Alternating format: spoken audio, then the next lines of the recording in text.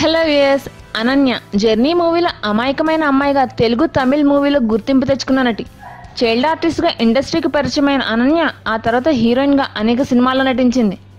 అనన్య పుట్టి పెరిగింది కేరళలోని కొచ్చిలో. తండ్రి మలయాళంలో టాప్ ప్రొడ్యూసర్గా ఉన్నారు. డిగ్రీ కంప్లీట్ చేసుకున్న తర్వాత స్టార్ వార్స్ అనే రియాలిటీ షోలో పార్టిసిపేట్ చేసింది. ఈ షో ద్వారానే అనన్య పాజిటివ్ అనే సినిమాతో హీరోయిన్గా సినీ రంగ ప్రవేశం చేసింది. అనన్య అసలు పేరు అహిల్య గోపాలకృష్ణ నాయర్. హీరోయిన్గా మారిన తర్వాత అనన్యగా పేరు మార్చుకుంది. తమిళ్లో నాదోడిగల్ మూవీతో కోలీవుడ్లోకి ఎంట్రీ ఇచ్చింది.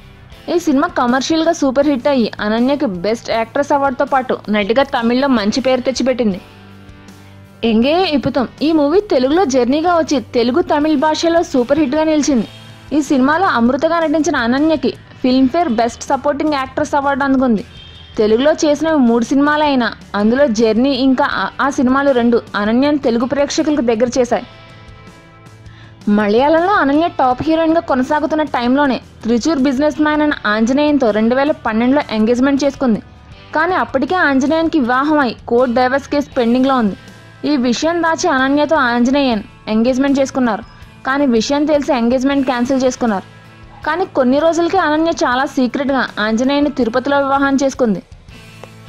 కోర్టులో కేసు పెండింగ్ ఉండగానే వివాహం ఎందుకు చేసుకుంది అనేది అర్థం కాని ఒక క్వశ్చన్లా మిగిలిపోయింది.